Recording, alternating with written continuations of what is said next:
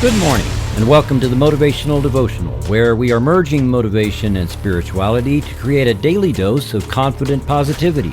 Take what you can from this morning's podcast and transform your day by being spiritually and positively motivated.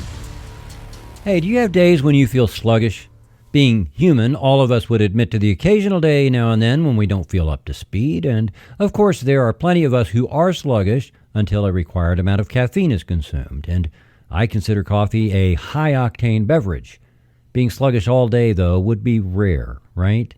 I think most people will admit that although not sluggish, they're not Speedy Gonzales either, regardless of how much coffee they've downed. We should have more days when we feel energized, shouldn't we? Days when we're on the A game, knocking out things that need done, riding the rapids of life like we're in a kayak, taking the tiger by the tail, and loving life. Granted, there are diet factors that contribute to how energized we feel, emotional factors related to what's going on within us, and physical factors relating to the care we take of our bodies. Assuming that we take reasonably good care of ourselves, the choice of fuel empowering one's energy level is just that, a choice. We should feel a certain power within that makes us bigger than our challenges.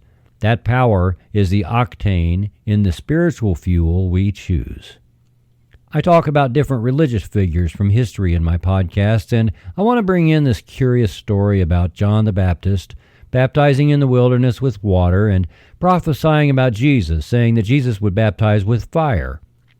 The reason I say this is curious is because there is not one instance in any of the stories of Jesus where he baptized anyone. No one. Not one person. Not even his disciples.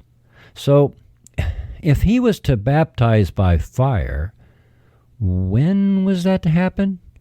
Because we certainly don't see it in the Bible, or do we?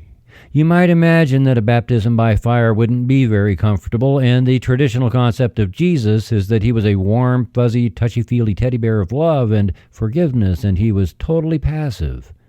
We easily overlook, though, the Jesus who drove money changers, the modern-day equivalent of which would be loan sharks, out of the temple.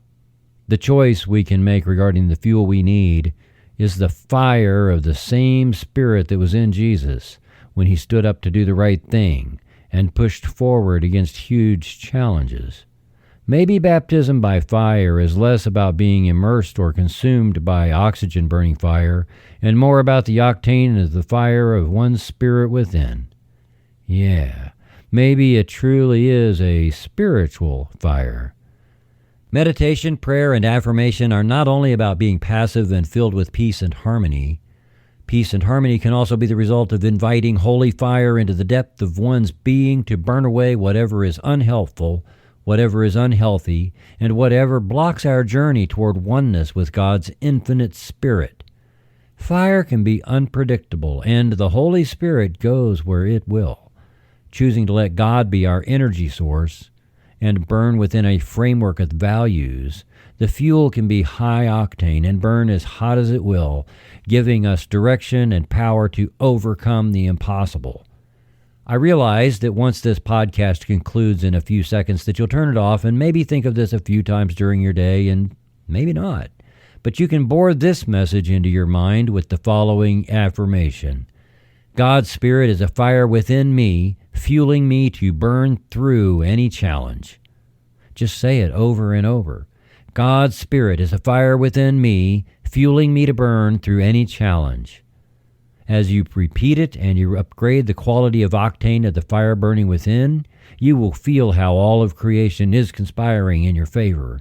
Trust that the universe always has your back. Female soccer great Mia Hamm once said, "I am building a fire, and every day I train. I add more fuel. At just the right moment, I light the match." Thank you for taking the time to listen today.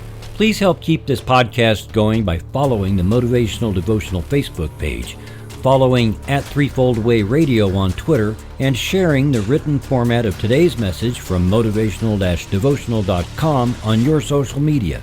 I am deeply grateful for your support, and thank you for letting Motivational Devotional be part of your journey. Peace out. See you tomorrow.